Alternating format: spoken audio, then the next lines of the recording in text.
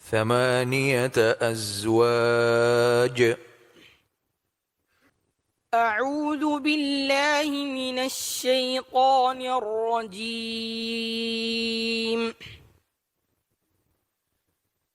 بسم الله الرحمن الرحيم.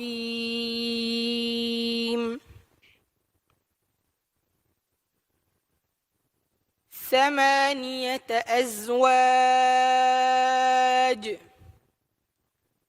من الضأن اثنين ومن المعز اثنين.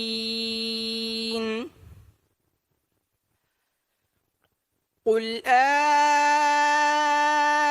أذكرين حرم أم الأنثيين أما اشتملت عليه أرحام الأنثيين.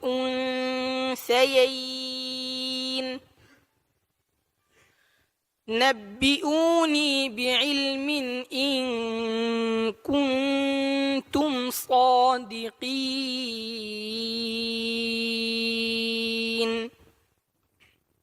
ومن الإبل اثنين ومن البقر اثنين. قل أذكرين حرم أم الأنثيين أما اشتملت عليه أرحام الأنثيين.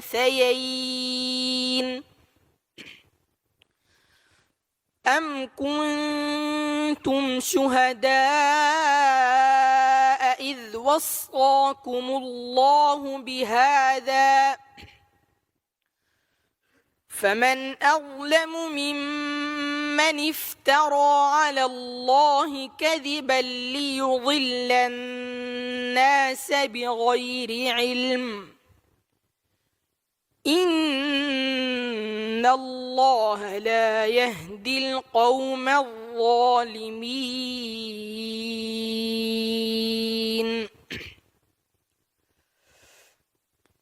قل لا أجد فيما أوحي إلي محرما على طاعم يطعمه إلا أن يكون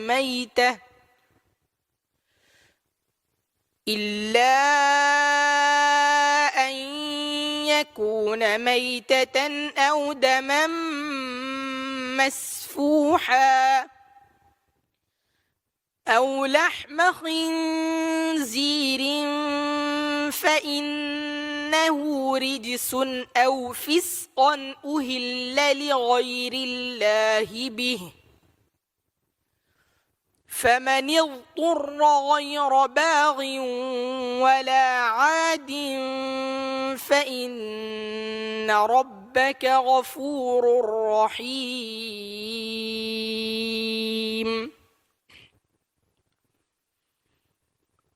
وعلى الذين هادوا حرمنا كل ذي ظفر.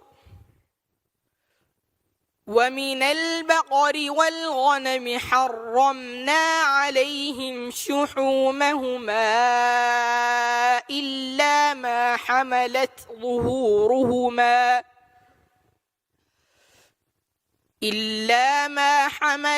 ظهورهما أو الحوايا أو ما اختلط بعظم. ذلك جزيناهم ببغيهم وإنا لصادقون.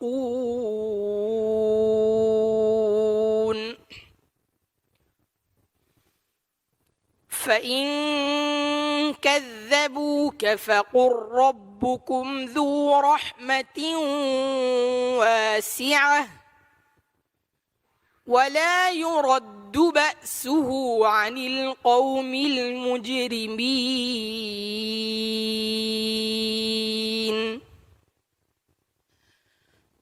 سيقول الذين أشركوا لو شاء الله ما أشركنا ولا آباؤنا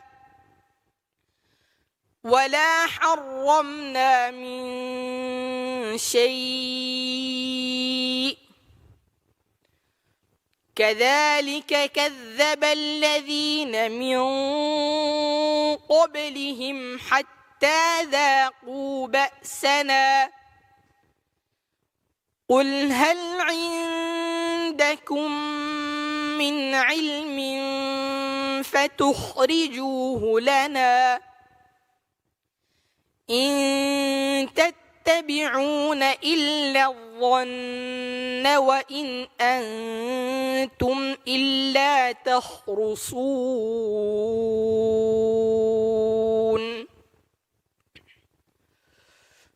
قل فلله الحجة البالغة فلو شاء لهداكم أجمعين. حسبك. السؤال الثاني، اقرأ من قوله تعالى: واذكر في الكتاب مريم.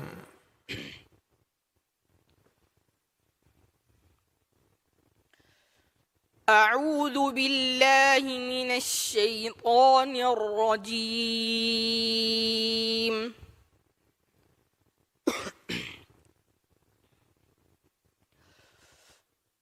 واذكر في الكتاب مريم إذ انتبذت من أهلها مكانا شرقيا فاتخذت من دونهم حجابا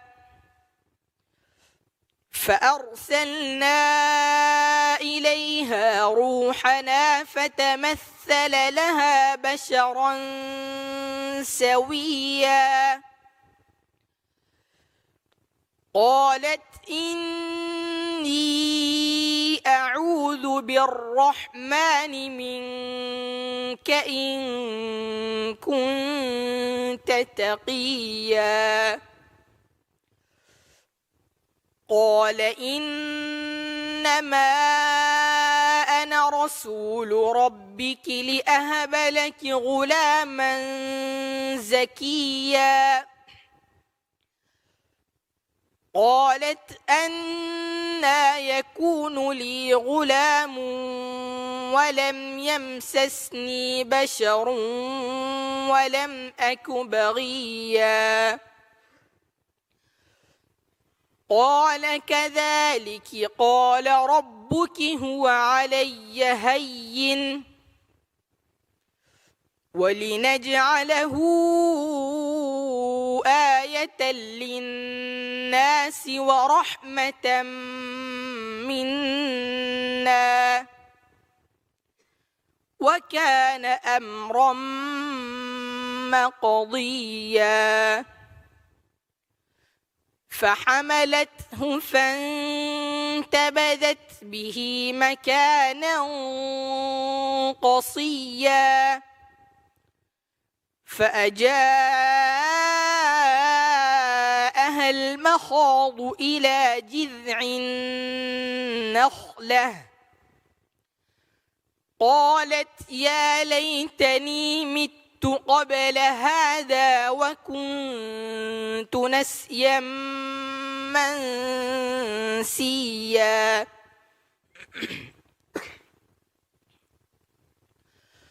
فناداها من تحتها ألا تحزني قد جعل ربك تحتك سريا وهزي إليك بجذع النخلة تساقط عليك رطبا جنيا فكلي واشربي وقري عينا فإما ترين من البشر أحدا فقولي إني نذرت للرحمن صوما إني نذرت للرحمن صوما فلن أكلم اليوم إنسيا فأتت به قومها تحمله قالوا يا مريم لقد جئت شيئا فريا يا أخت هارون ما كان أبوك امرأ سوء وما كانت أمك بغيا فأشارت إليه قالوا كيف نكلم من كان في المهد صبيا قال إني عبد الله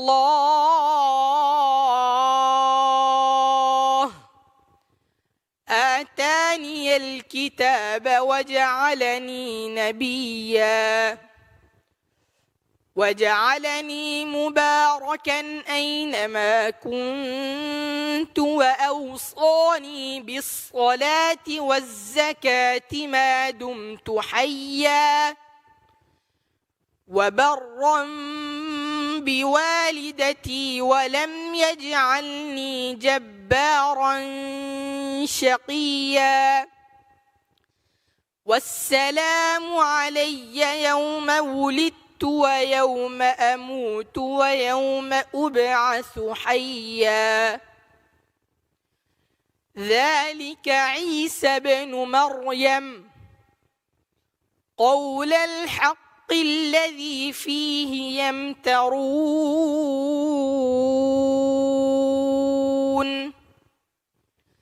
ما كان لله أن يتخذ من ولد سبحانه إذا قضى أمرا فإنما يقول له كن فيكون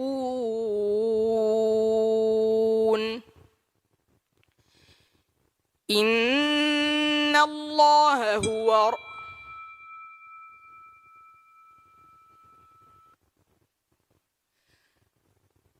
واذكر في الكتاب ذلك عيسى بن مريم قول الحق الذي فيه يمترون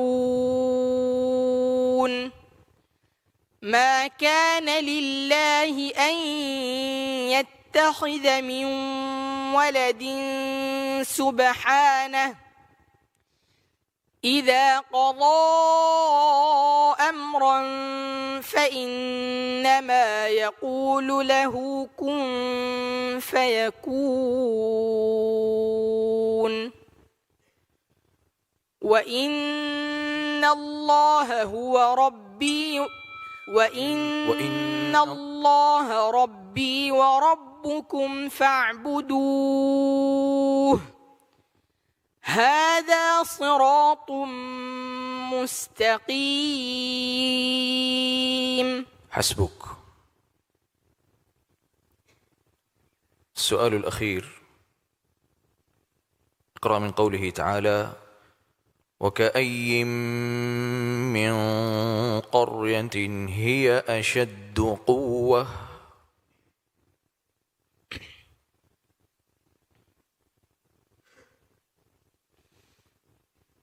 أعوذ بالله من الشيطان الرجيم.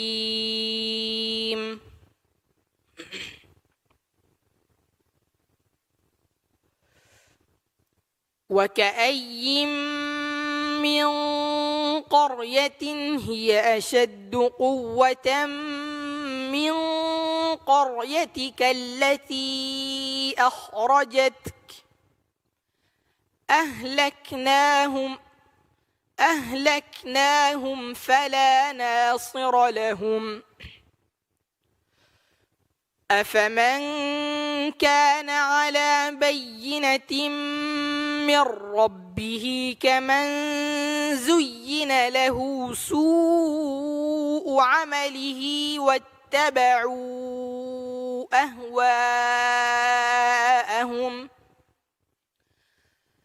مثل الجنة التي وعد المتقون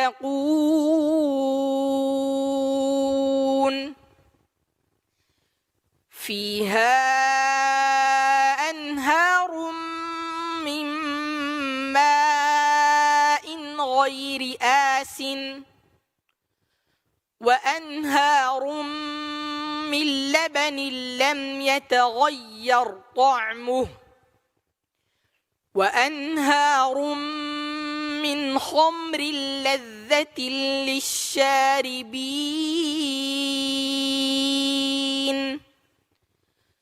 وأنهار من عسل مصفى ولهم فيها من كل الثمرات ومغفرة من ربهم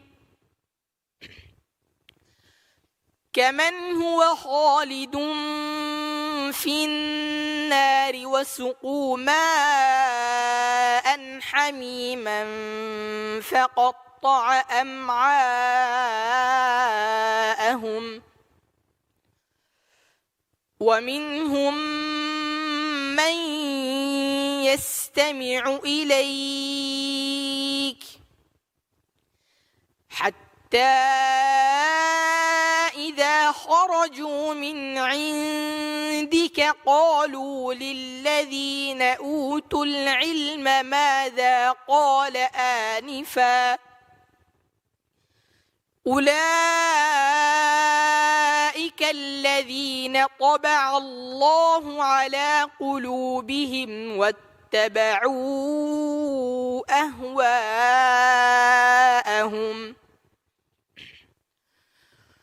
والذين اهتدوا زادهم هدى وآتاهم تقواهم فهل ينظرون إلا الساعة أن تأتيهم بغتة فقد جاء أشراطها فأنى لهم إذا جاءتهم ذكراهم فاعلم أنه لا إله إلا الله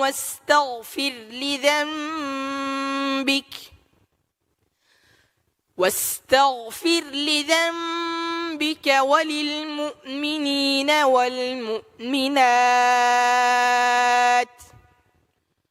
والله يعلم متقلبكم ومثواكم ويقول الذين آمنوا لولا نزلت سورة فإذا أنزلت سورة محكمة وذكر فيها القتال رأيت الذين في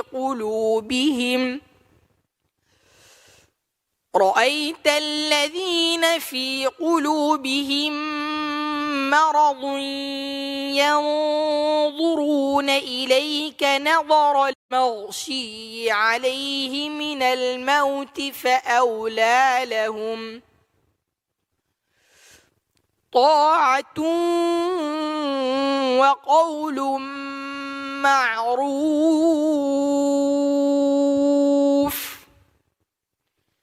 فإذا عزم الأمر فلو صدقوا الله لكان خيرا لهم فهل عسيتم إن توليتم أن تفسدوا في الأرض وتقطعوا أرحامكم أولئك الذين لعنهم الله فأصمهم وأعمى أبصارهم أفلا يتدبرون القرآن أم على قلوب أقفالها إن الذين ارتدوا على أدبارهم من بعد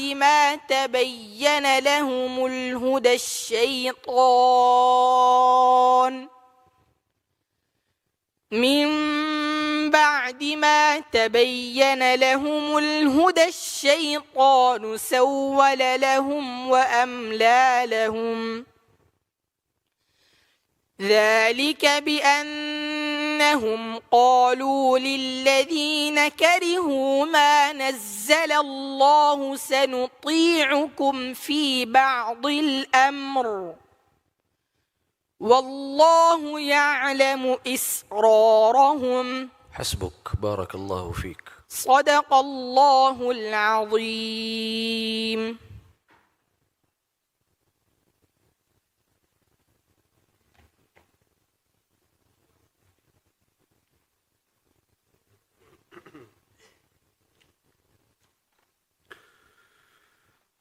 جزا الله خيراً الأخ الحافظ محمد بن يامين رانديرا من جمهورية الهند